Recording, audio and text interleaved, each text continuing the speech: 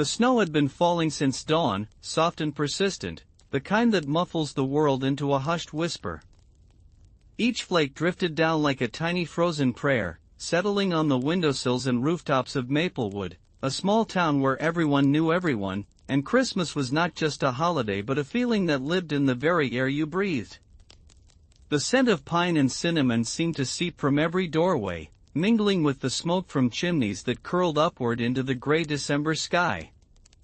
It was the 23rd of December, 1958, and in the heart of this town, in a modest two-story house with green shutters and a crooked mailbox, lived the Henderson family.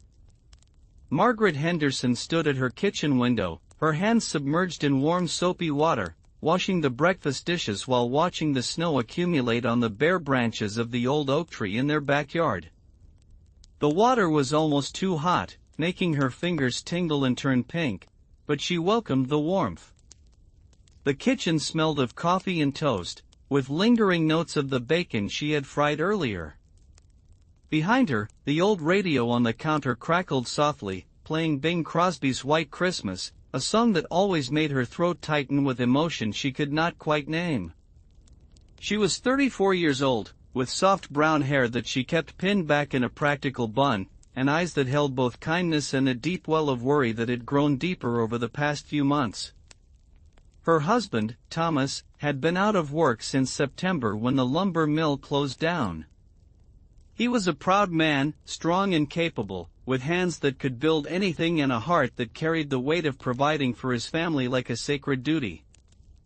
The loss of his job had hollowed something out in him, and Margaret could see it in the way his shoulders curved forward now, in the way he avoided meeting her eyes when they talked about money. They had 3 children. Daniel, who was 12, serious and thoughtful, with his father's dark hair and his mother's gentle nature. Emma, who was 9, bright and curious, always asking questions that made you think. And little Samuel, who had just turned 5, with a gap-toothed smile and an endless capacity for wonder that reminded Margaret why Christmas mattered so much. The problem was the Christmas tree. Every year since Daniel was born, they had gone together as a family to Miller's Tree Farm on the edge of town, where rows and rows of evergreens stood waiting, their branches heavy with snow, their scent so strong and pure it made your chest ache with happiness. They would walk among the trees, the children running ahead, their breath making little clouds in the cold air, until someone, usually Samuel, would shout that he had found the perfect one. Then Thomas would take out his saw, and they would all watch as he cut through the trunk, the sound of the blade biting into wood mixing with their laughter and the crunch of snow under their boots. They would drag the tree home, tie it to the roof of their old Ford, and spend the evening decorating it with ornaments that had been in the family for generations, each one holding a memory, a story, a piece of their history. But this year, there was no money for a tree. Margaret had counted and recounted the bills in the old coffee tin where they kept their savings, her fingers trembling as she moved the worn dollar bills from one pile to another, hoping somehow the numbers would change. They had enough for Christmas dinner, barely, and she had managed to buy small gifts for the children, things she had found on sale or made herself, sewing late into the night by lamplight until her eyes burned and her fingers were sore. But a tree, even the smallest one at Miller's farm, cost $3, and $3 might as well have been $300. She had not told the children yet. Neither had Thomas. They kept hoping something would change, that some miracle would happen, but now it was the 23rd, and time was running out. She heard the back door open and close, felt the rush of cold air that swept through the kitchen, carrying with it the smell of snow and winter. Thomas stamped his boots on the mat, and she turned to see him pulling off his worn work gloves, his face red from the cold, his eyes avoiding hers. He had been out since early morning, walking through town, asking at every shop and business if they needed help, even just for a few days. She could tell from his expression that the answer had been the same everywhere. No. Not right now. Maybe after the new year. Sorry, Tom. He hung his coat on the hook by the door and came to stand beside her at the sink, close enough that she could feel the cold still clinging to his clothes. For a moment, neither of them spoke. The radio played on, now offering up silver bells, and somewhere upstairs she could hear the children playing, their voices muffled but happy. Thomas cleared his throat, a rough sound that seemed to catch on something painful. "Nothing," he said quietly. His voice was deep and tired, worn down like an old stone. "I tried everywhere, Maggie. Even asked old Peterson if he needed someone to shovel walks, but he said his grandson's doing it this year." She dried her hands on her apron and turned to face him, reaching up to touch his cheek, feeling the roughness of his unshaven jaw, the cold of his skin slowly warming under her palm. "We'll be all right," she said, though she was not sure she believed it. "We have each other. We have the children. That's what matters." But his eyes, those deep brown eyes that had looked at her with such confidence on their wedding day 14 years ago, were full of something that broke her heart. "A tree, Maggie," he said, his voice cracking just slightly. "They should have a tree. Every kid should have a Christmas tree. What kind of father can't even give his children that?" She pulled him close, wrapping her arms around him, feeling his body tense and then slowly relax against her. The kitchen was warm from the stove, and outside the snow continued to fall, each flake adding to the blanket that covered the world. "You're a good father," she whispered into his shoulder. "The best father. This is just a hard time. It will pass." But even as she said it, she wondered how they would explain it to the children, especially to Samuel, who had been talking about the Christmas tree for weeks, asking every day when they would go to get it, describing in elaborate detail how he wanted to put the star on top this year, how he would stand on a chair and reach up high and make it perfect. That afternoon, as the light began to fade and the snow showed no signs of stopping, Margaret sent the children out to play. They bundled up in layers, scarves wrapped around their necks, mittens pulled on over already cold fingers, boots laced tight. Daniel helped Samuel with his coat, patient and careful, making sure every button was fastened. Emma spun in circles in the hallway, her red coat flaring out around her, singing a Christmas carol she had learned at school. Then they tumbled out into the backyard, and Margaret watched from the window as they began to build a snowman, their laughter rising up clear and bright in the cold air. Thomas had gone down to the basement, saying he needed to fix something, but she knew he just needed to be alone. She understood. Sometimes the weight of things required solitude, a dark quiet place where you could let your shoulders sag and your face show what you really felt without worrying about who might see. She let him go and turned her attention to preparing dinner, peeling potatoes at the sink, the rhythmic scrape of the peeler against the skin soothing in its simplicity. She was just putting the potatoes on to boil when she heard the knock at the front door. It was not a loud knock, but it was firm, purposeful. She wiped her hands on her apron and walked through the small dining room to the front hallway, wondering who would be visiting in this weather. When she opened the door, she found herself looking at Father Michael from St. Catherine's Church, his round face red from the cold, his breath making clouds in the air, snowflakes caught in his gray hair and on the shoulders of his long black coat. "Margaret," he said, his voice warm and slightly breathless. "I hope I'm not intruding." "Of course not, Father," she said, stepping back to let him in. "Please, come in out of the cold. Can I get you some coffee? Tea?" He stepped inside, stamping the snow from his boots, and she closed the door behind him, shutting out the wind that had tried to follow him in. The hallway was dim, lit only by the lamp on the small table near the stairs, and it smelled of the pine garland she had draped along the banister, a small decoration that had cost nothing but a walk in the woods and an hour of her time. "Coffee would be wonderful," he said, pulling off his gloves and tucking them into his pockets. "But I won't stay long. I know you're busy with preparations." She led him to the kitchen, poured him a cup of coffee from the pot that was still warm on the stove, and watched as he wrapped his hands around the mug, letting the heat seep into his fingers. He was a kind man, Father Michael, probably in his early 60s, with eyes that seemed to see more than you wanted them to sometimes, but in a gentle way, without judgment. He had baptized all 3 of their children, had been there for every important moment in their family's life in Maplewood. "I'll get straight to the point," he said after taking a sip of the coffee. "I know things have been difficult since the mill closed. A lot of families are struggling. And I wanted you to know that the church has a fund, donations from parishioners, meant to help those who need it during hard times. It's not charity, Margaret. It's community. It's what we do for each other." She felt her throat tighten, felt the heat rising to her cheeks. Pride was a strange thing, she thought. It could keep you warm when you had nothing else, but it could also freeze you in place, keep you from accepting the very help you needed. She looked down at her hands, at the redness of her knuckles from the hot water and the cold, at the simple gold band on her finger that Thomas had saved for months to buy. "That's very kind, Father," she said quietly. "But we're managing.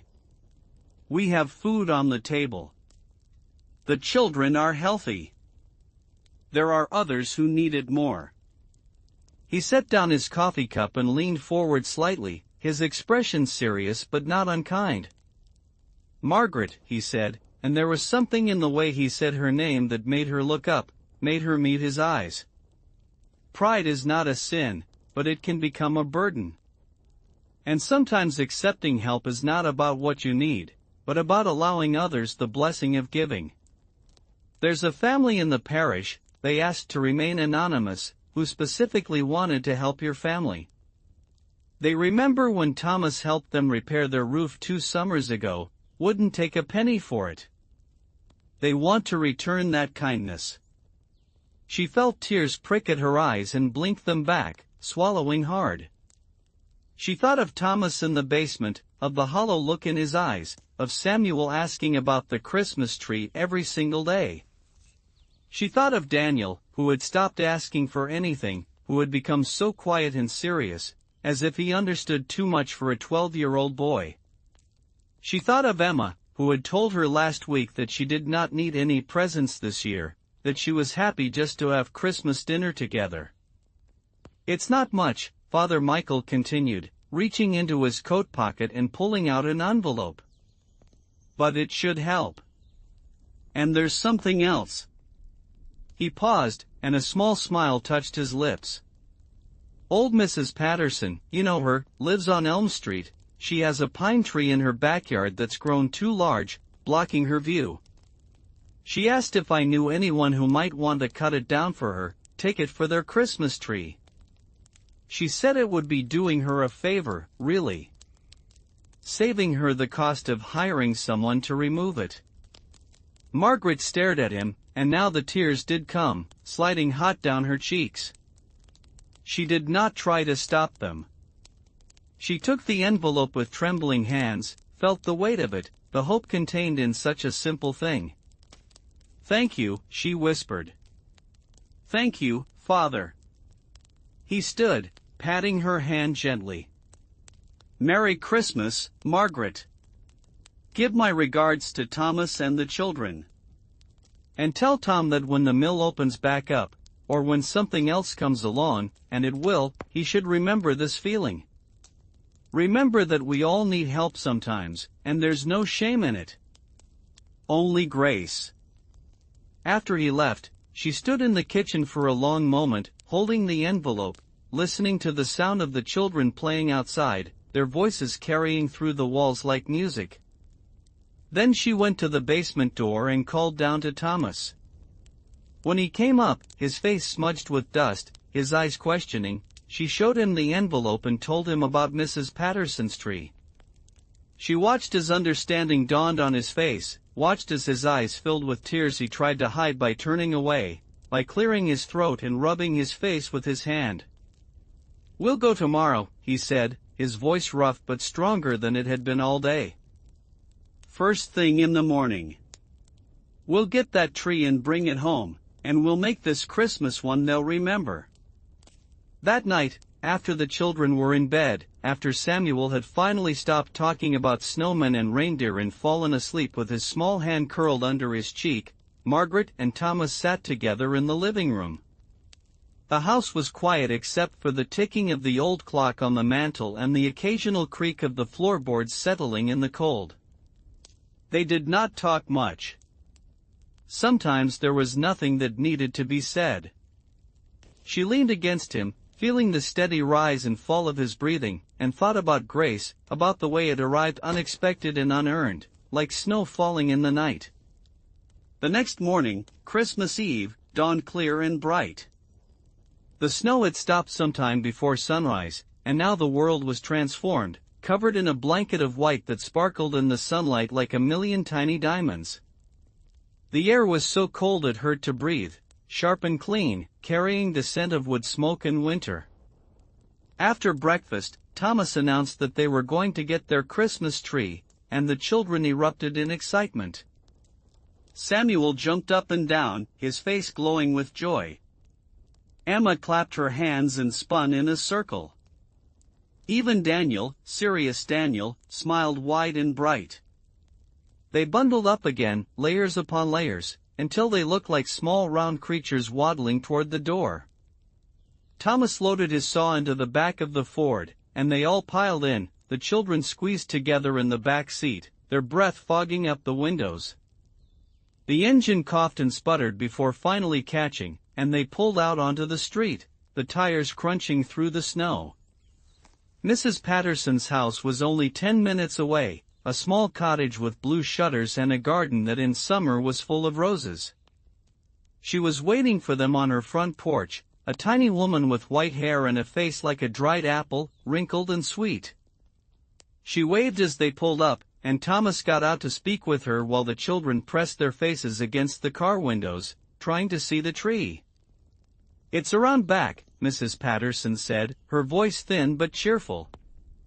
"Been meaning to have it taken down for 2 years now."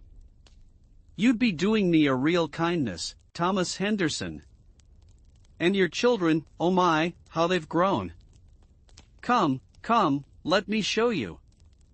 They followed her around the side of the house, trudging through snow that came up to Samuel's knees, making him laugh and struggle with each step.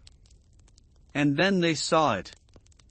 The tree stood at the back corner of her yard, tall and full and perfect, its branches heavy with snow, its needles a deep green that seemed almost black in the shadows. It was easily 8 feet tall, maybe more, with a shape so symmetrical it looked like something from a painting. The children gasped, and Samuel grabbed his father's hand, squeezing tight. "It's perfect," Daniel said, his voice filled with awe. "It's the most beautiful tree I've ever seen," Emma added, her eyes wide. "Can we really have it, Papa?" Samuel asked, looking up at Thomas with such hope it made Margaret's heart ache. Thomas looked at Mrs. Patterson, who nodded and smiled. "It's all yours," she said. "Merry Christmas." He got to work immediately, clearing the snow from around the base of the tree, then positioning his saw. The children watched in silence, their breath making clouds in the cold air, as he began to cut. The sound of the saw biting into wood was rhythmic and steady, a sound that spoke of work and purpose and providing.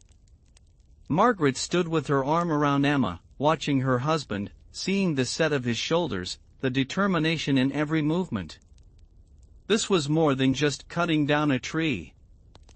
This was him reclaiming something, proving to himself that he could still give his family what they needed. It took nearly 20 minutes, and by the time the tree began to lean, Thomas's face was red with exertion, his breath coming in heavy clouds. "Timber," he called out, and they all stepped back as the tree fell with a soft whoosh into the snow, sending up a spray of white powder that caught the sunlight and hung in the air like magic. The children cheered and ran to the tree, touching its branches, breathing in its scent, that pure clean smell of pine that was the very essence of Christmas. Mrs. Patterson brought out cups of hot cocoa, and they stood in her backyard drinking it, the warmth spreading through their bodies, the sweetness coating their tongues, while Thomas and Daniel worked to trim the bottom branches and prepare the tree for transport. Getting it onto the roof of the Ford was an adventure. Thomas climbed up first, and Margaret and Daniel lifted one end while he pulled from above. Emma and Samuel helped by pushing from below, their small hands barely making a difference but their effort enormous. Finally, with much grunting and adjusting and a few moments where it seemed the whole thing might slide off the other side, they got it secured with rope, tied down tight and safe. The drive home was slow and careful, Thomas keeping well below the speed limit, checking in the rearview mirror every few seconds to make sure the tree was still secure. The children sang Christmas carols in the back seat, their voices high and slightly off-key but full of joy. Jingle Bells and Rudolph the Red-Nosed Reindeer in Silent Night, one after another, until they pulled into their driveway and Thomas turned off the engine. Getting the tree into the house was another challenge. They had to turn it this way and that, angle it through the front door, scraping off snow and loose needles as they went. The whole house filled with the scent of pine, so strong and fresh it was almost overwhelming. They set it up in the corner of the living room, in the same spot where they always put the tree, and Thomas crawled underneath to secure it in the old metal stand they had used for years. It took several tries to get it straight, with everyone stepping back to look and offering opinions. A little to the left. No, too much. Back to the right. There, that's perfect. When it was finally in place, they all stood back and looked at it. Even bare, without a single ornament or light, it was magnificent. It reached almost to the ceiling, its branches spreading wide and full, filling the corner of the room with green life. The afternoon light coming through the window caught on the needles, making them shimmer. The scent was everywhere, in every breath, transforming the house into something magical. "We'll decorate it tonight," Margaret said. "After dinner. We'll make a whole evening of it." The children could barely contain their excitement through the rest of the day. They kept finding excuses to go into the living room, just to look at the tree, to touch its branches, to breathe in its scent. Margaret made a simple dinner of soup and bread, and they ate quickly, everyone eager to begin the decorating. After the dishes were cleared, Thomas brought down the boxes of ornaments from the attic, old cardboard boxes that had been taped and retaped over the years, their corners soft and worn. They opened them carefully, unwrapping each ornament from the newspaper it had been stored in, revealing treasures that held years of memories. There was the glass ball that had belonged to Margaret's grandmother, deep red and slightly faded, with a delicate gold design painted on its surface. There was the wooden soldier that Thomas had carved the year Daniel was born, its paint chipped but its face still cheerful. There were paper snowflakes that Emma had made in school, stars cut from tin that caught the light, strings of popcorn that Margaret and the children had made together one evening last week, sitting around the kitchen table with needle and thread. Each ornament had a story, and as they hung them on the tree, they told those stories to each other. "Remember when Samuel tried to eat the popcorn string and we had to make another one? Remember the year it was so warm we had to open all the windows on Christmas Eve? Remember when Daniel climbed up to put the star on top and nearly knocked the whole tree over?"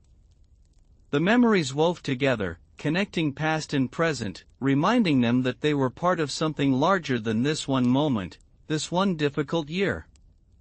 Thomas strung the lights, old-fashioned bulbs in red and green and blue and yellow, wrapping them around and around the tree in a spiral that started at the bottom and worked its way up.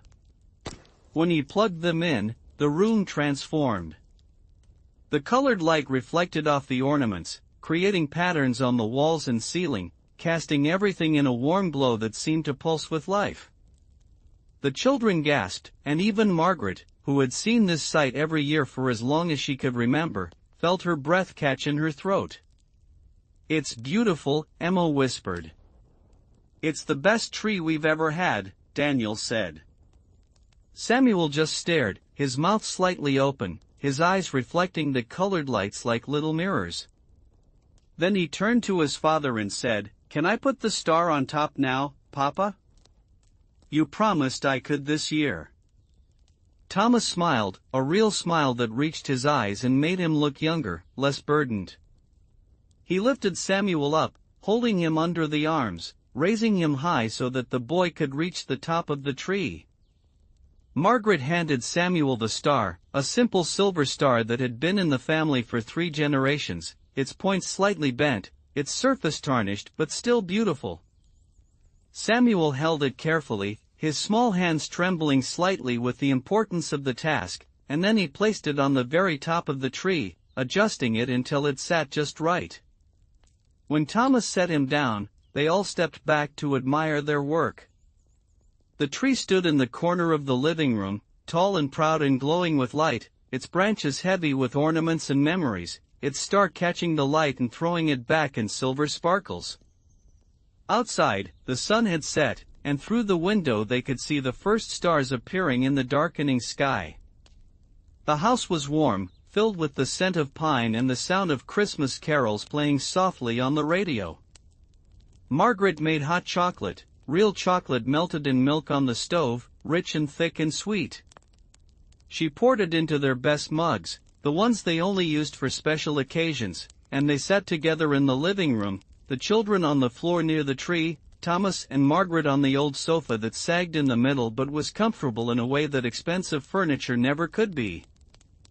They sipped their chocolate slowly, letting it warm them from the inside, and talked about Christmases past, about the year it snowed so much they could not open the front door, about the time Uncle Robert dressed up as Santa Claus and his beard fell off, about the Christmas morning when Daniel woke up at 4 in the morning and woke everyone else because he was too excited to sleep. As the evening wore on, the children began to yawn, their eyelids growing heavy.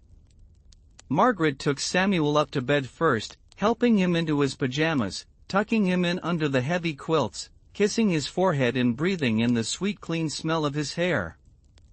He was asleep before she left the room, his breathing deep and even, one hand curled around his favorite stuffed bear. Emma went next, climbing the stairs slowly, turning back every few steps to look at the tree one more time. Margaret sat on the edge of her bed and brushed her hair, long slow strokes that made Emma's eyes close with contentment. She sang softly, a lullaby her own mother had sung to her, about stars and dreams and angels watching over sleeping children. When Emma was settled, Margaret kissed her cheek and whispered, "Merry Christmas Eve, sweetheart." Daniel stayed up a little longer, sitting with his parents in the living room, the 3 of them quiet and comfortable in the glow of the tree lights. He was growing up so fast, Margaret thought, looking at him. Soon he would be a young man, and these moments would become memories he would carry with him into his own life, his own family. She hoped he would remember this Christmas when things were hard but they made it through, when they learned that community and kindness could carry you when you could not carry yourself. Eventually, Daniel went up to bed too, and Margaret and Thomas were alone.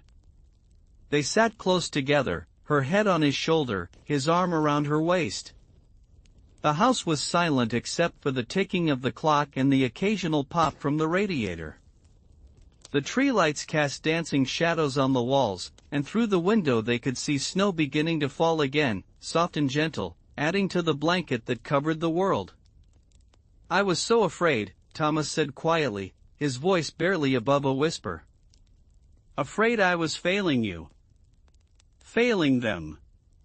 She lifted her head to look at him, seeing the vulnerability in his face, the fear he had been carrying alone. "You could never fail us," she said firmly. "You're here. You love us. You do everything you can. That's not failure, Tom. That's everything." "I couldn't even afford a Christmas tree," he said, and she heard the shame in his voice, the way it caught on the words. "But we have one," she said, gesturing to the tree that filled the corner with its beauty and light. "We have the most perfect tree we've ever had. And we have it because people care about us, because we're part of something bigger than just our little family. That's not something to be ashamed of. That's something to be grateful for." He was quiet for a long moment, and then he nodded slowly. "You're right," he said. "You're always right." He pulled her closer, and they sat like that, watching the tree, watching the snow fall outside, feeling the warmth of the house around them and the love that filled it, stronger than any hardship, more enduring than any struggle. Midnight came and went, and Christmas Eve became Christmas Day. They stayed up to see it happen, to mark the moment when the world shifted into something new. Then, finally, they went upstairs to bed, leaving the tree lights on, their glow filling the empty living room with color and warmth, a beacon of hope in the darkness. Christmas morning arrived with the sound of small feet running down the hallway, with Samuel's voice calling out, it's Christmas, wake up everyone." Margaret opened her eyes to find pale winter light filtering through the curtains, and she could hear all three children thundering down the stairs, their excitement palpable even from the bedroom. She and Thomas dressed quickly, pulling on robes and slippers, and made their way downstairs to find the children gathered around the tree, their faces glowing in the colored lights, their eyes wide as they looked at the small pile of presents that had appeared overnight. The gifts were simple, wrapped in brown paper and tied with string, but to the children they might as well have been treasure. There was a wooden train set for Samuel that Thomas had made in the basement, sanding and painting each piece with care. There was a book of fairy tales for Emma, with beautiful illustrations that she would pore over for hours. There was a new pocket knife for Daniel, a real one with his initials carved into the handle, a sign that his parents saw him growing up, trusted him with something important. And there were small things, candy and nuts and an orange for each of them, luxuries that made their eyes light up with joy. They opened their presents slowly, savoring each one, exclaiming over every gift as if it were the most wonderful thing they had ever received. Margaret and Thomas sat on the sofa, watching, their hands clasped together, their hearts full to bursting. This was what Christmas was, Margaret thought. Not the size of the gifts or the expense of the decorations, but this feeling, this warmth, this sense of being together and being loved. After the presents were opened, Margaret went to the kitchen to start preparing Christmas dinner. She had a small turkey, barely big enough to feed them all, but she would make it work. She would roast it with herbs from her garden that she had dried in the fall, would make stuffing from day-old bread and onions and celery, would cook potatoes and carrots and make gravy from the drippings. It would be a feast, not because of its abundance, but because of the love that went into every dish. Thomas took the children outside to play in the snow while she cooked. Through the kitchen window, she watched them building another snowman, this one even bigger than yesterday's, with a carrot nose and coal eyes and one of Thomas's old hats perched on top of its head.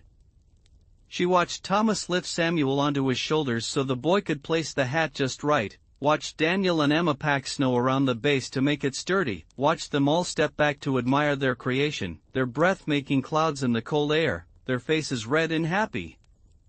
The kitchen grew warm from the oven, and the smells that filled it were the smells of Christmas, rich and savory and sweet all at once. She hummed as she worked, Christmas carols that played in her head, her hands moving with practiced efficiency. She thought about Father Michael's words, about grace and community and the blessing of giving and receiving.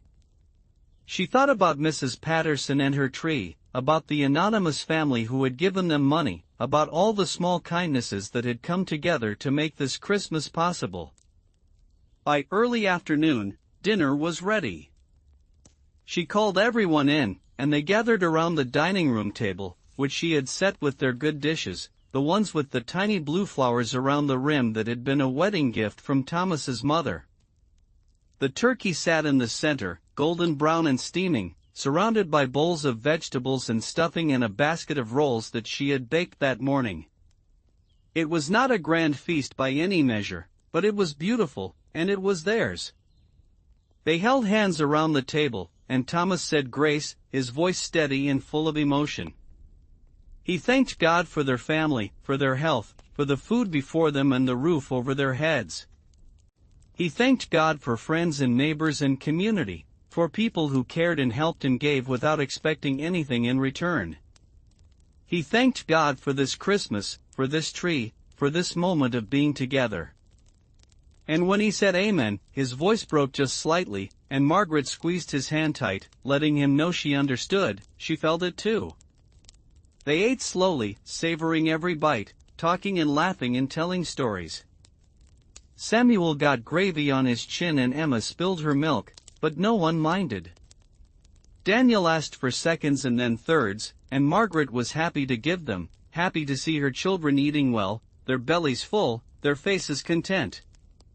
When they were finished, when every plate was clean and every bowl empty, they sat back in their chairs, too full to move, too happy to want to be anywhere else. Later, as the afternoon light began to fade, they gathered in the living room again, drawn to the tree as if it were a magnet. They played games, simple things like charades and 20 questions, and they sang more carols, their voices blending together in harmony that was not perfect but was beautiful in its sincerity. The tree lights glowed, and outside the snow continued to fall, and inside the house was warm and filled with laughter and love. As evening came, there was a knock at the door. Thomas went to answer it and found several of their neighbors standing on the porch, their arms full of dishes and packages. The Johnsons from next door had brought a pie, apple with a lattice crust that was still warm. The Martins from across the street had brought cookies, dozens of them, decorated with colored icing and sprinkles. Old Mr. Chen from down the block had brought a tin of tea, special tea from China that his daughter had sent him, and he wanted to share it with friends.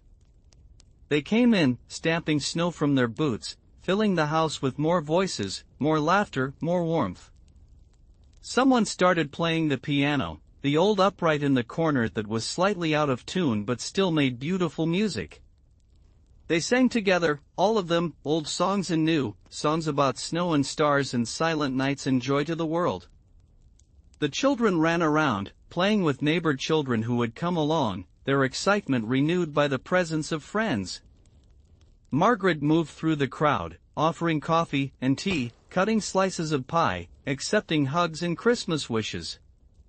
She saw Thomas talking with Mr. Johnson, saw the way Mr. Johnson clapped him on the shoulder, the way Thomas nodded and smiled. She did not know what they were saying, but she could see that it was good, that it was the kind of conversation that built bridges and strengthened bonds. Father Michael arrived near the end of the evening, bringing with him a sense of peace and blessing. He moved through the house, greeting everyone, admiring the tree, accepting a cup of tea and a cookie. When he found Margaret in the kitchen, washing dishes while the party continued in the other room, he stood beside her and picked up a towel to dry. "It's a beautiful Christmas," he said quietly. "It is," she agreed, her hands in the warm soapy water, her heart full.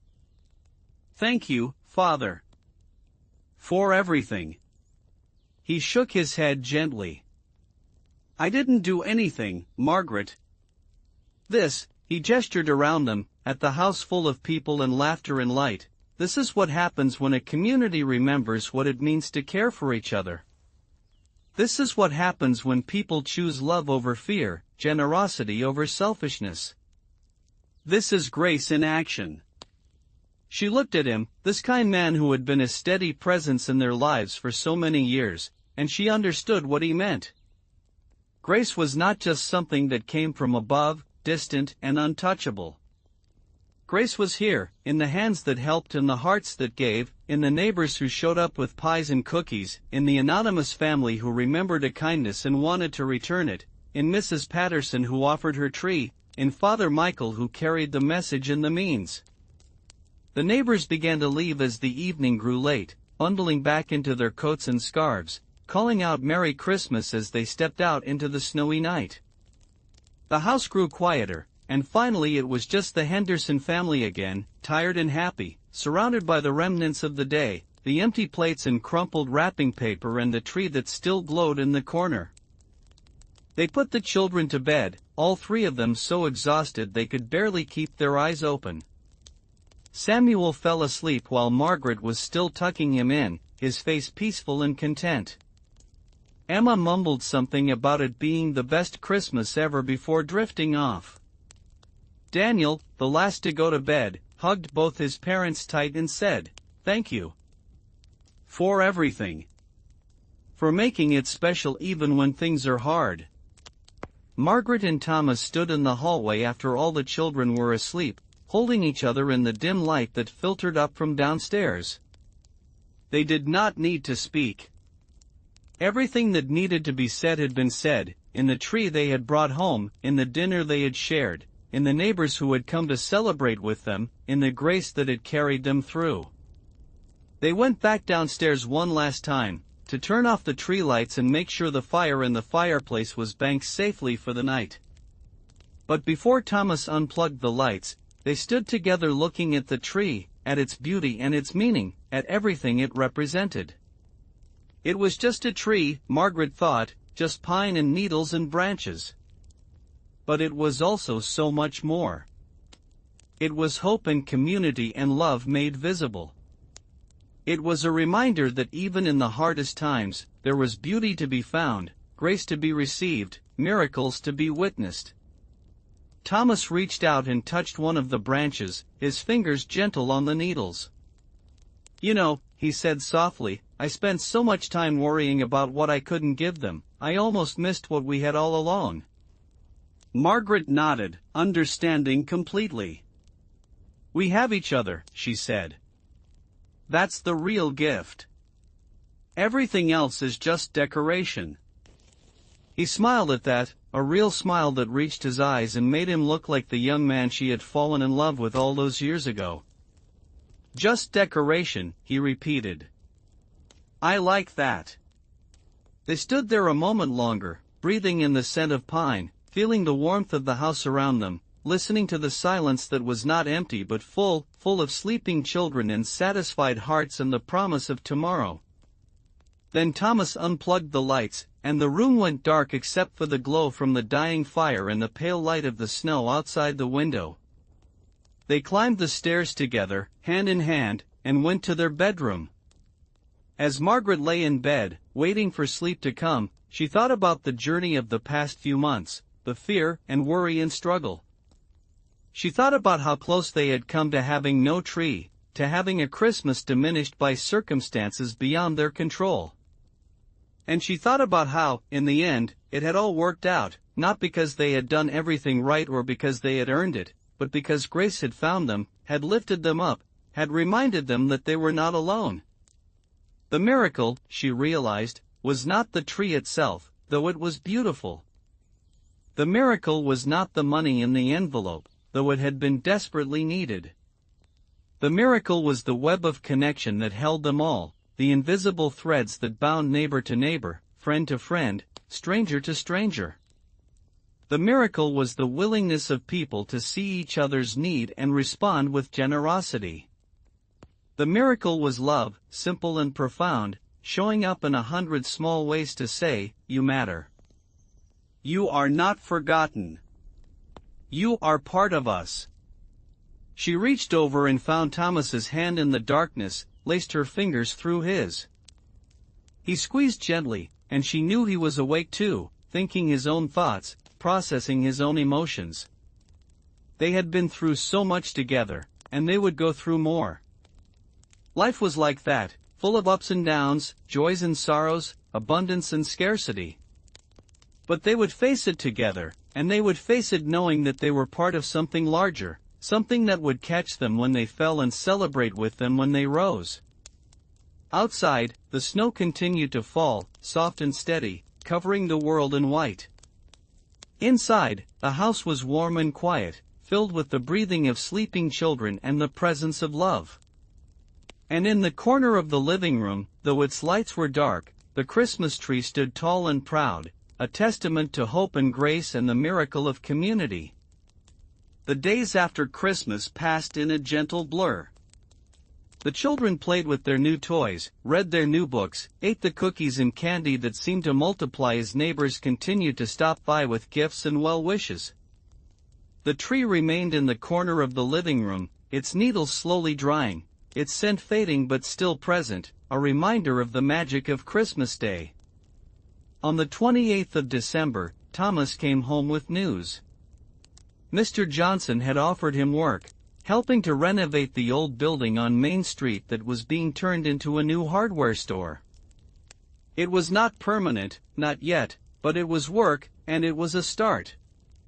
Thomas's face was brighter than Margaret had seen it in months, his shoulders straighter, his step lighter. He picked her up and spun her around the kitchen, both of them laughing like young people, like the future was full of possibility again. The children heard the commotion and came running, and when they heard the news they cheered and danced around the kitchen. Samuel grabbed his father's legs and held on tight, and Thomas reached down and ruffled his hair, his eyes bright with unshed tears of relief and gratitude. Emma hugged her mother, and Daniel stood tall, trying to look grown up but unable to hide his smile. That night, they had a celebration dinner, nothing fancy, just soup and bread again, but it tasted like victory. They talked about the future, about what they would do when Thomas was working again, about the small things they had been putting off that now seemed possible. Maybe they could fix the leak in the roof. Maybe they could get new shoes for the children before school started again. Maybe, just maybe, things were going to be all right.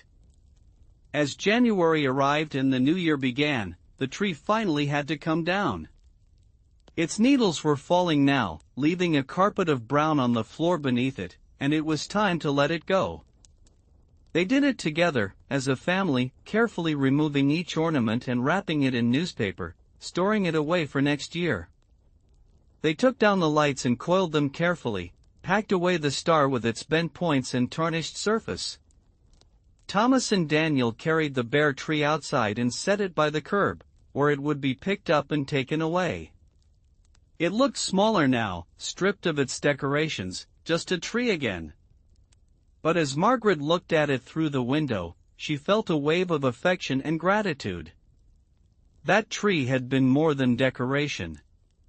It had been a symbol, a turning point, a reminder of what mattered most.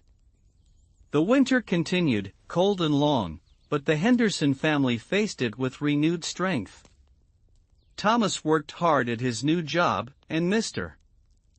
Johnson was pleased with his work, hinted that there might be something permanent when the hardware store opened in the spring. Margaret continued to manage their household with skill and grace, stretching every dollar, making meals from nothing, keeping the house warm and welcoming.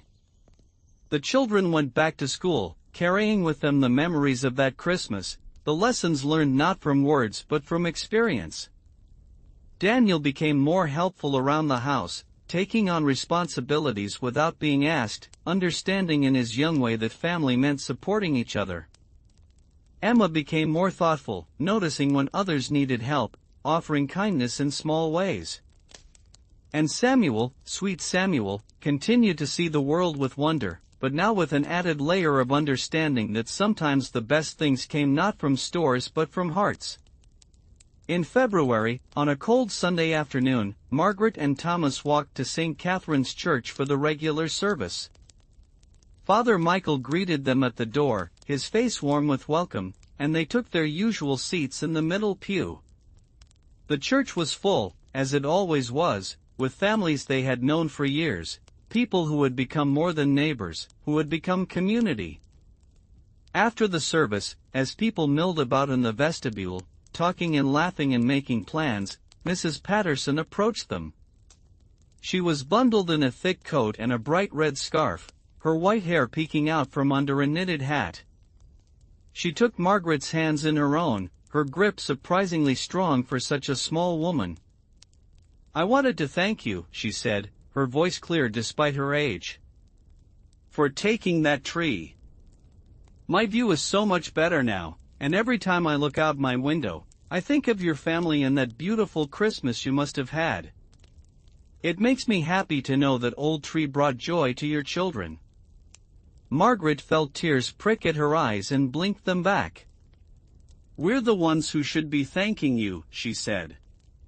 "That tree, it was exactly what we needed. It made our Christmas perfect." Mrs. Patterson smiled, her wrinkled face folding into lines of contentment. "That's what Christmas is about, isn't it?" she said. "Sharing what we have, helping each other, being grateful for the blessings we receive and passing them on. That tree was a blessing to me for many years, and I'm glad it could be a blessing to you too." As winter slowly gave way to spring, as the snow melted and the first green shoots began to push up through the cold earth, the Henderson family found their footing again. Thomas was hired permanently at the hardware store, with a salary that was not grand but was steady and reliable. Margaret planted a garden in the backyard, vegetables and flowers, her hands in the soil, her face turned toward the sun. The children grew, as children do, taller and stronger and more themselves with each passing day. But they never forgot that Christmas, the Christmas of 1958, the Christmas of the tree that almost didn't happen. It became part of their family story, told and retold over the years, at dinner tables and holiday gatherings, to grandchildren who would come later and listen with wide eyes. It became a touchstone, a reminder of what they had learned during that difficult time. They learned that pride, while not a sin, could become a barrier to grace if held too tightly. They learned that accepting help was not weakness but wisdom, not defeat but connection. They learned that community was not just a word but a living thing, made up of countless small acts of kindness and generosity. They learned that miracles were not always dramatic, not always obvious, but were often quiet and gentle, arriving in the form of a neighbor's offer, a friend's gift, a stranger's compassion. Most of all, they learned that Christmas was not about the size of the tree or the number of presents or the abundance of the feast. Christmas was about love, about being together, about recognizing that we are all connected, all part of the same human family, all responsible for each other's well-being. Christmas was about hope in dark times, about light in the midst of winter, about the promise that no matter how hard things got, there was always grace available if you were willing to receive it. Years later, when Daniel was grown and had children of his own, he would take them to cut down a Christmas tree every year.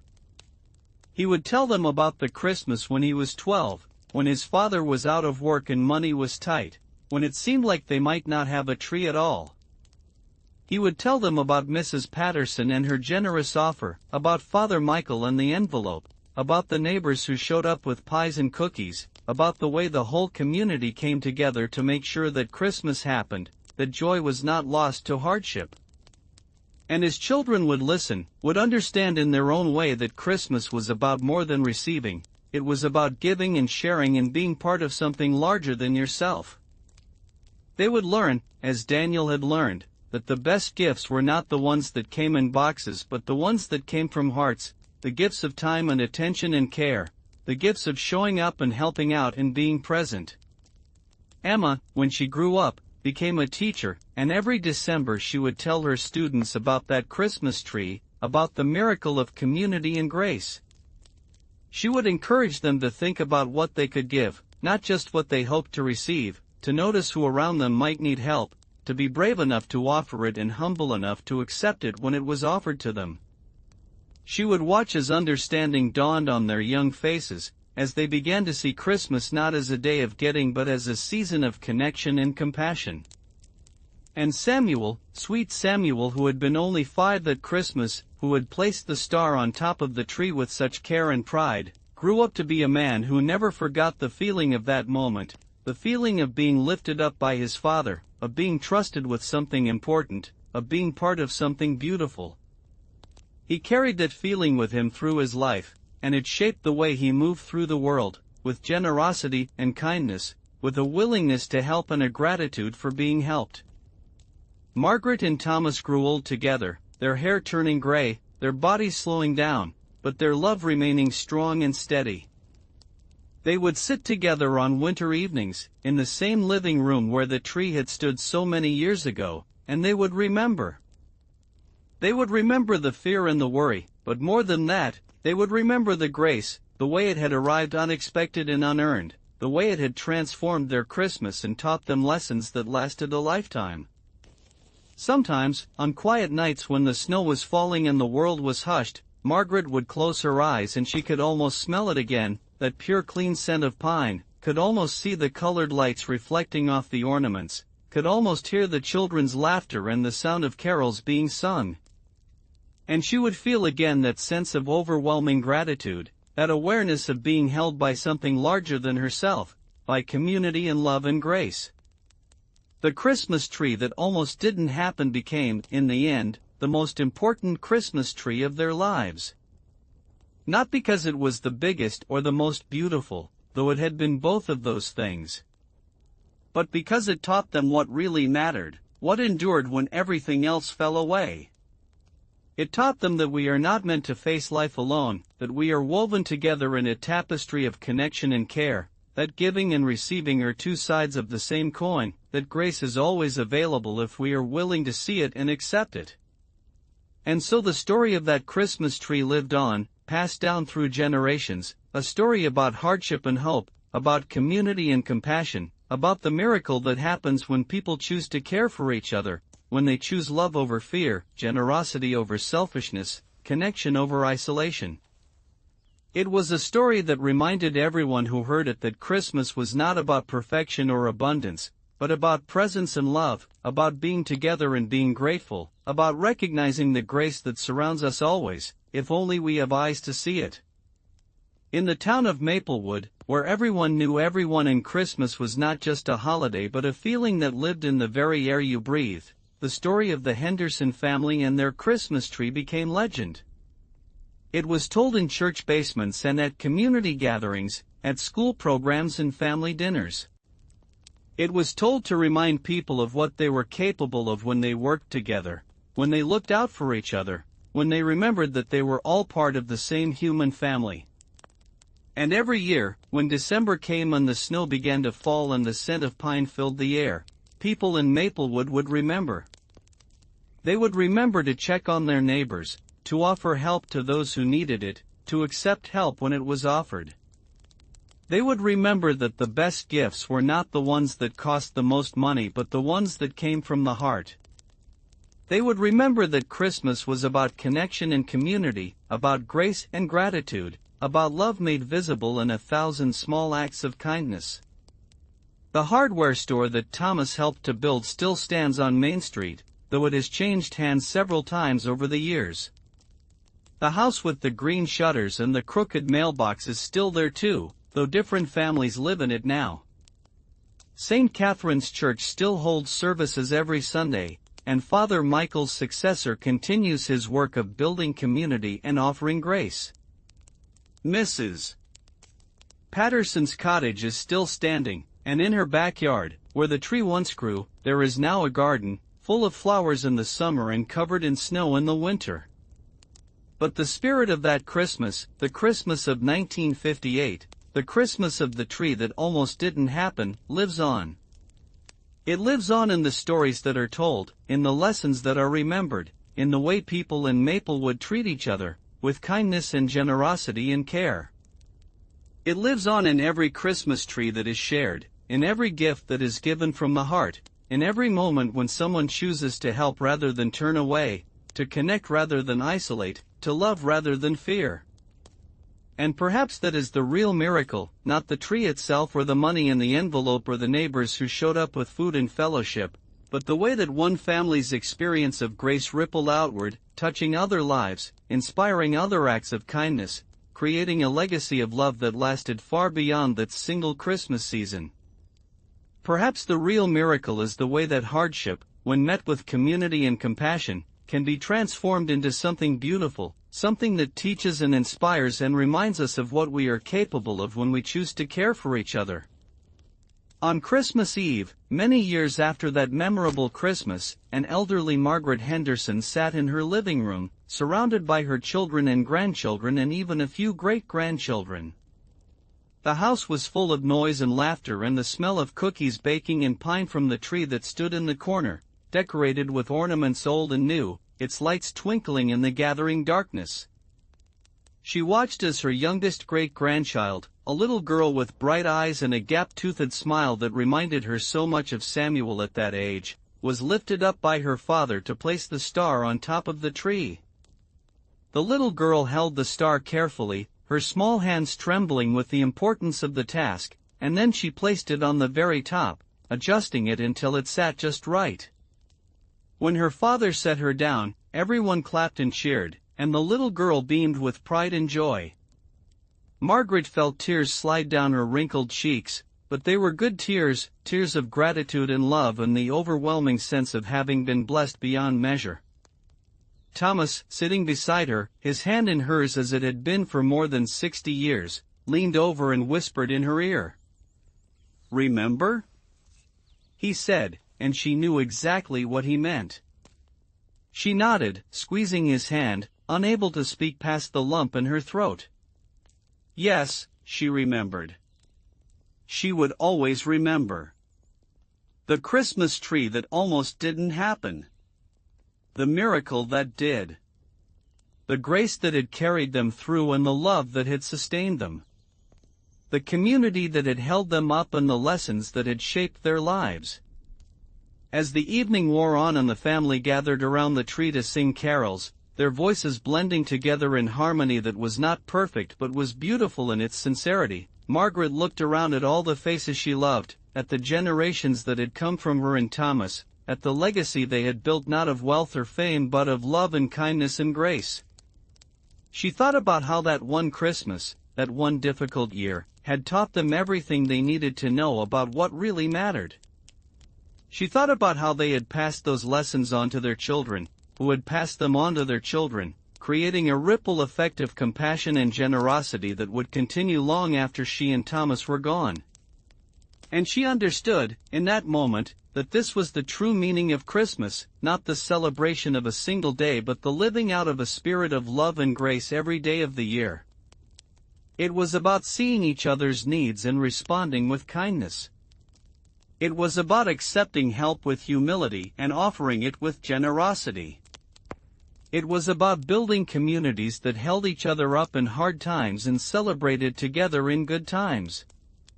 It was about recognizing that we are all connected, all part of the same human family, all responsible for each other's well-being.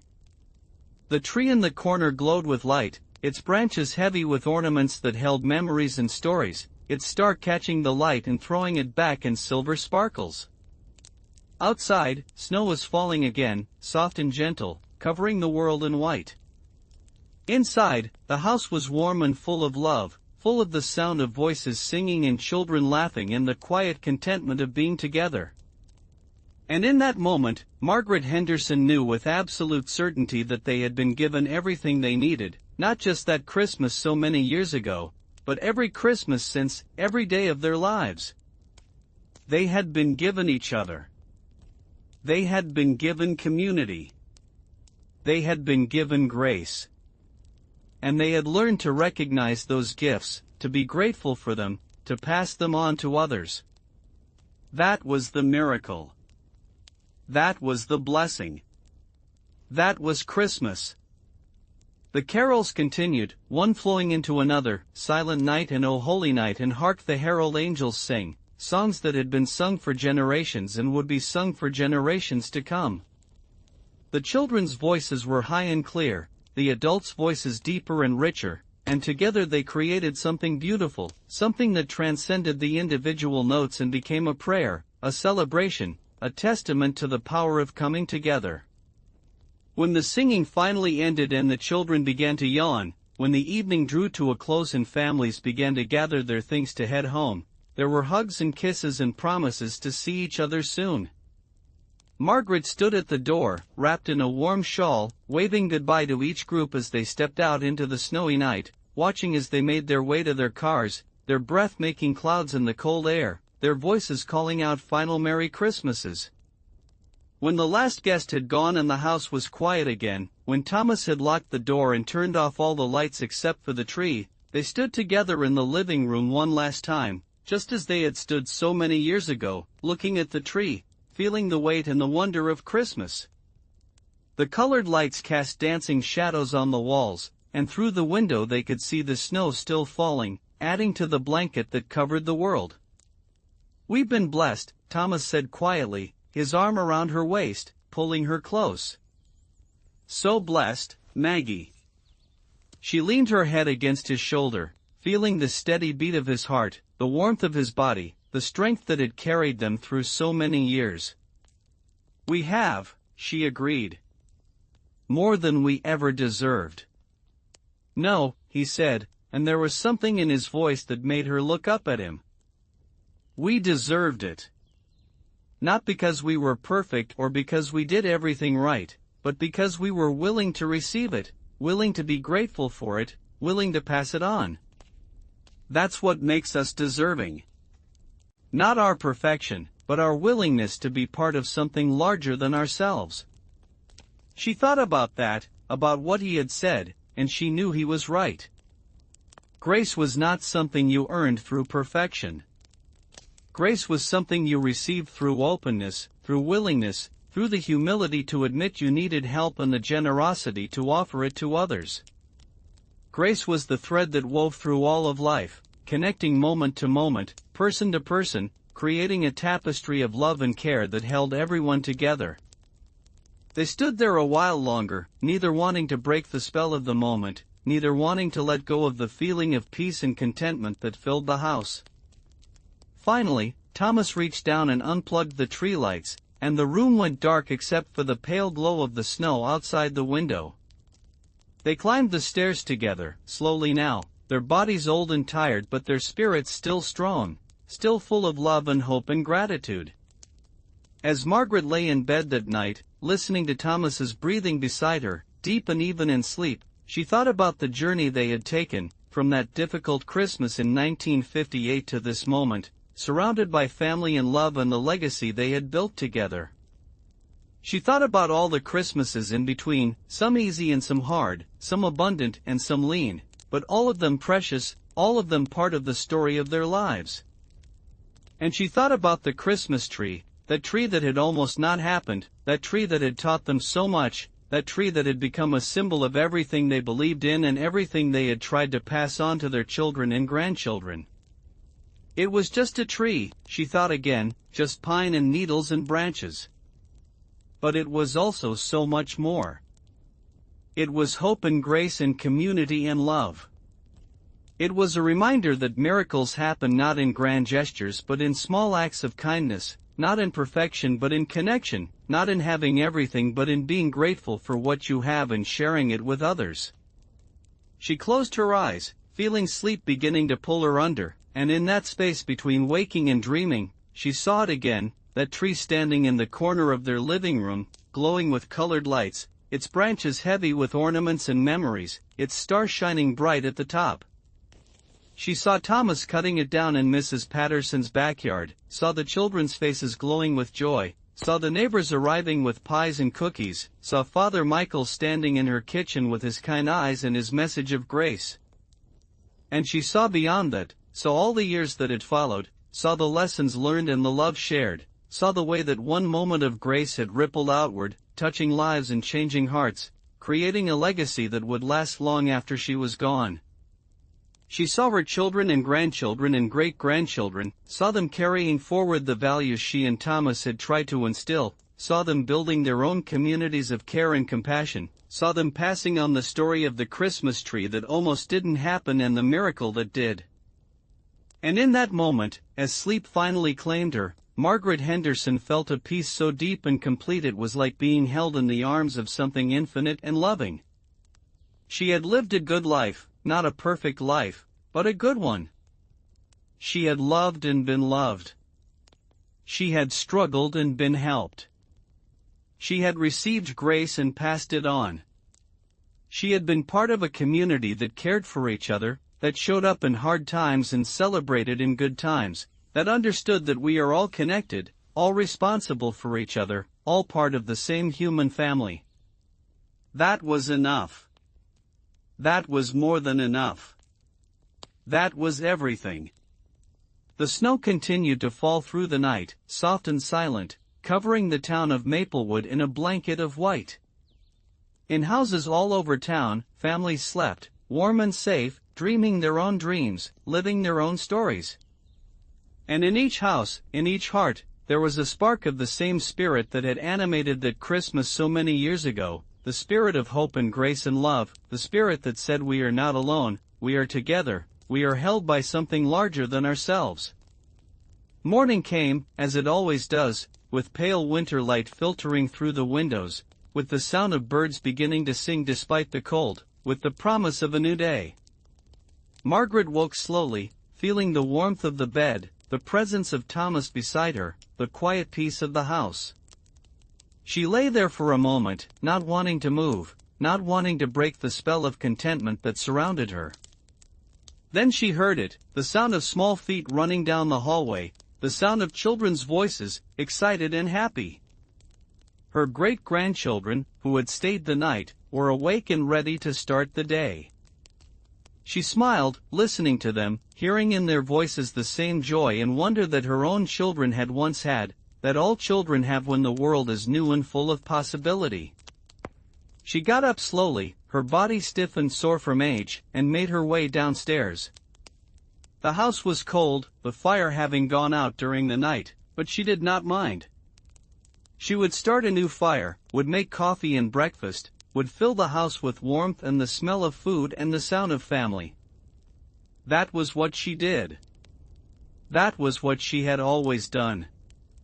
That was her gift, her way of showing love, her contribution to the web of care that held them all together. In the kitchen, she stood at the window, looking out at the backyard covered in snow, at the old oak tree with its bare branches, at the world transformed by winter into something clean and new. She thought about all the years she had stood at this window, washing dishes and watching the seasons change, watching her children grow and her grandchildren arrive and her great-grandchildren begin their own journeys. She thought about all the meals she had cooked, all the conversations she had had, all the moments of joy and sorrow and ordinary life that had taken place in this house. And she was grateful. Grateful for all of it, the hard times and the good times, the struggles and the celebrations, the moments of doubt and the moments of grace. Grateful for Thomas, who had been her partner and her love for more than 60 years. Grateful for her children, who had grown into good people, kind people, people who cared about others and tried to make the world a little better. Grateful for her grandchildren and great-grandchildren, who carried forward the legacy of love and care that she and Thomas had tried to build. Grateful for the community that had held them up when they needed it and that they had tried to hold up in return. She heard Thomas coming down the stairs, heard his slow careful steps, and turned to greet him with a smile. "Good morning," she said, and he came to her, kissed her cheek, wrapped his arms around her in a hug that was familiar and comforting and full of all the years they had shared. "Good morning, Maggie," he said. "Merry Christmas." "Merry Christmas," she replied, though Christmas was technically over, though they were now in the days after, the quiet time before the new year began. But in a way, she thought, it was always Christmas, always a time to celebrate love and grace and community, always a time to be grateful and generous and kind. They made breakfast together, working side by side as they had done for so many years, moving around each other with the ease of long practice. The children came down, sleepy and hungry, and they all sat around the kitchen table, eating pancakes and bacon and drinking orange juice, talking and laughing and planning the day ahead. It was ordinary and it was extraordinary, this moment of being together, of sharing a meal, of being family. After breakfast, the children went outside to play in the snow, and Margaret and Thomas cleaned up the kitchen, washing dishes and putting things away, their movements slow but steady. Through the window, they watched the children building a snow fort, their voices carrying clear and bright in the cold air, their faces red with cold and exertion and happiness. "This is what it's all about," Thomas said quietly, nodding toward the window. "This right here. Family. Love. Being together." Margaret nodded, her hands in the warm soapy water, her heart full. "Yes," she said. "This is everything." And it was. In that moment, in that ordinary extraordinary moment of washing dishes and watching children play, Margaret Henderson understood with perfect clarity that she had been given the greatest gift of all, not wealth or fame or ease, but love and community and grace. She had been given a life full of meaning and purpose, a life connected to others, a life that mattered not because of grand achievements but because of small acts of kindness and care, because of showing up and being present, because of loving and being loved. The Christmas tree that almost didn't happen had taught her that. Had taught her that what we need most is not things but connection, not perfection but grace, not independence but community. Had taught her that miracles happen every day in small ways, in the kindness of neighbors and the generosity of strangers and the love of family. Had taught her that we are all part of something larger than ourselves, all woven together in a tapestry of care and compassion that holds us all. And that lesson, that understanding, had shaped every day of her life since that Christmas in 1958. It had shaped the way she raised her children, the way she treated her neighbors, the way she moved through the world. It had made her more grateful, more generous, more aware of the grace that surrounded her always, if only she had eyes to see it. As the day wore on and the light began to fade, as the children came back inside with snow in their hair and cold in their cheeks, as the house filled again with warmth and the smell of dinner cooking and the sound of voices talking and laughing, Margaret felt a deep sense of contentment settle over her. This was her life. This was her legacy. Not a single moment of glory but a lifetime of small moments of love and care, woven together into something beautiful and enduring. That evening, after dinner, after the children had been put to bed and the house had grown quiet again, Margaret and Thomas sat together in the living room. The tree was still there, still glowing with its colored lights, still filling the room with its presence. They did not talk much. They did not need to. After 60 years together, they could communicate in silence, in the touch of a hand, in the simple act of being present with each other. Margaret thought about the story of their lives, about how it had unfolded from that difficult Christmas to this moment of peace and contentment. She thought about all the people who had been part of their journey, who had helped them and been helped by them, who had woven their lives together with the Henderson families in ways both large and small. She thought about Father Michael and Mrs. Patterson and the anonymous family who had given them money, about the neighbors who had shown up with food and fellowship, about Mr. Johnson who had given Thomas work when he needed it most. And she thought about all the ways they had tried to pay that grace forward, all the times they had helped others, had shown up when someone needed them, had given what they could even when they did not have much to give. She thought about the meals she had cooked for families in crisis, about the times Thomas had fixed someone's roof or car without asking for payment, about the way they had tried to teach their children to see others' needs and respond with kindness. That was the real miracle, she thought. Not the tree itself, not the money or the help they had received, but the way that grace had multiplied, had rippled outward, had created a community of care that extended far beyond their own family. That was what lasted. That was what mattered. That was the legacy they would leave behind. Thomas squeezed her hand gently, and she looked over at him, saw the love in his eyes, the gratitude, the peace. "We did all right, didn't we?" he said, his voice soft and slightly rough with age. She smiled, feeling tears prick at her eyes, good tears, tears of joy and gratitude and love. "We did more than all right," she said. "We did beautifully." And they had. Not perfectly, but beautifully. They had loved each other and their children and their community. They had struggled and persevered.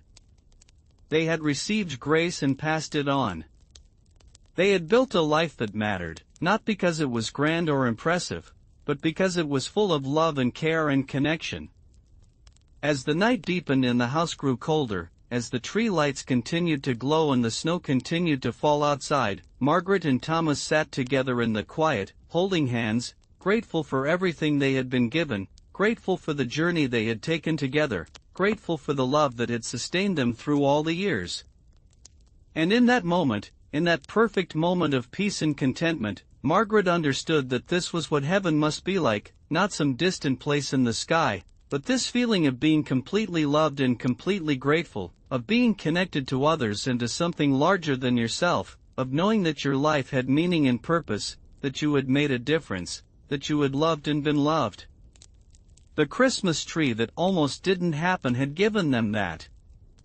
Had taught them that. Had shown them the way to live a life full of grace and gratitude and love. And for that, for all of it, Margaret Henderson was grateful beyond words, grateful in a way that filled her entire being, grateful with a gratitude that would last not just through this life but into whatever came after. She closed her eyes, leaning her head against Thomas's shoulder, feeling the steady rise and fall of his breathing, feeling the warmth of his body next to hers, feeling the love that had carried them through 60 years of marriage, through good times and hard times, through joy and sorrow, through everything that life had thrown at them. And she knew, with absolute certainty, that she would not change a single thing. Every moment, every struggle, every blessing, had brought them to this place, had made them who they were, had taught them what they needed to know. The tree lights flickered slightly, casting dancing shadows on the walls, and Margaret opened her eyes to look at it one more time. It was beautiful, this tree, with its ornaments and lights and memories. But it was not as beautiful as the tree from that Christmas in 1958, the tree that had almost not happened, the tree that had taught them everything. That tree lived on in her memory, perfect and glowing, a symbol of hope and grace and the miracle of community. And she knew that when she was gone, when she and Thomas had both passed from this world into whatever came next, that tree would live on in the stories their children told, in the lessons their grandchildren learned, in the values their great-grandchildren carried forward. It would live on as a reminder that we are not alone, that we are connected, that grace is always available if we are willing to receive it and pass it on. That was immortality, she thought.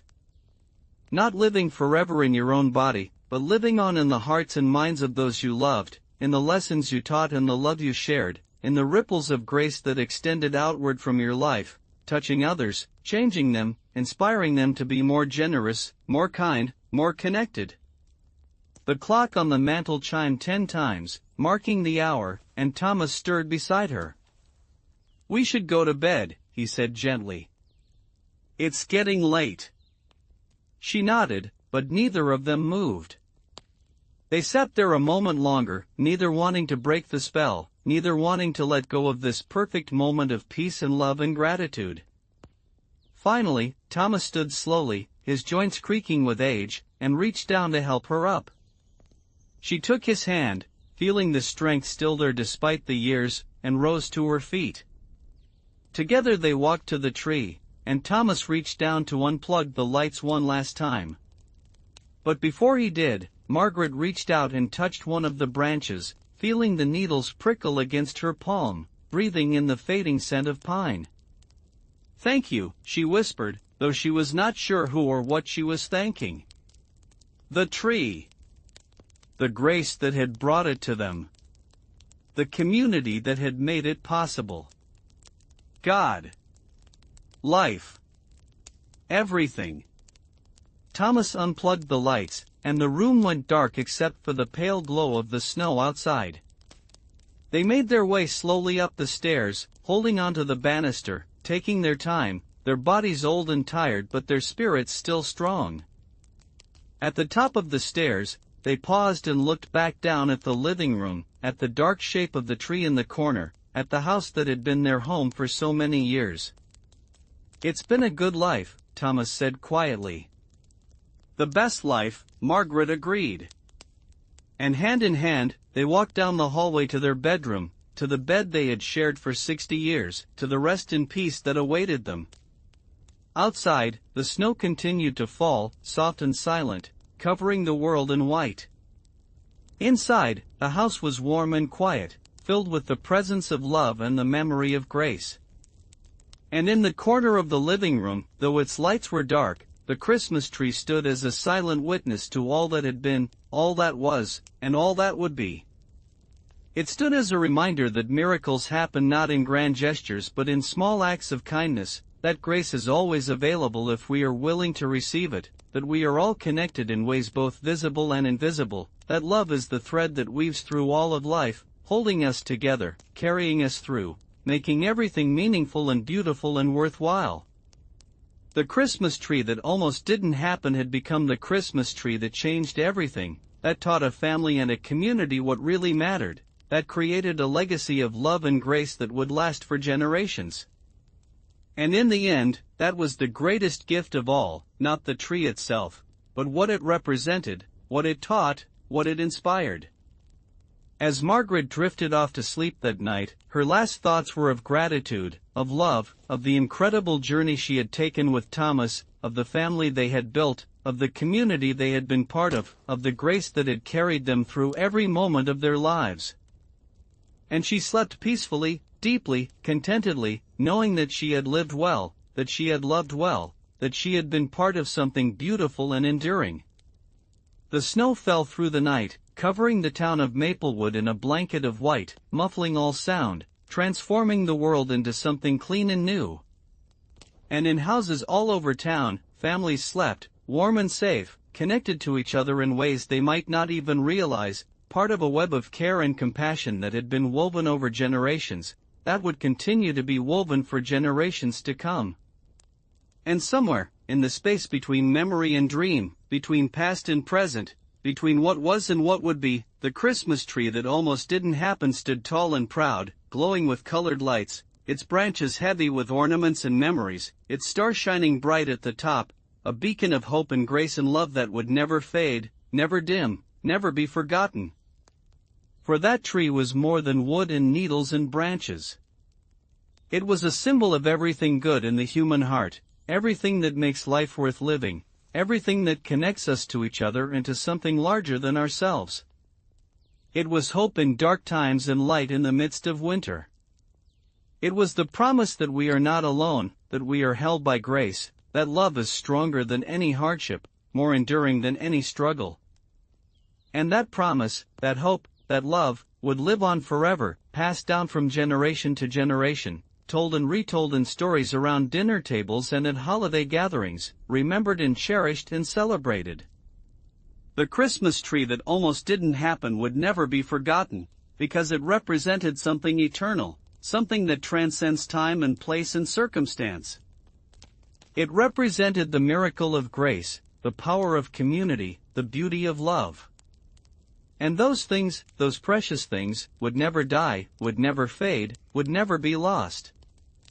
They would live on in every act of kindness, in every moment of connection, in every choice to care for each other, to help each other, to love each other. That was the true miracle. That was the real gift. That was Christmas, not just one day a year, but every day, every moment, every breath. The miracle of being human, of being connected, of being loved and being able to love in return.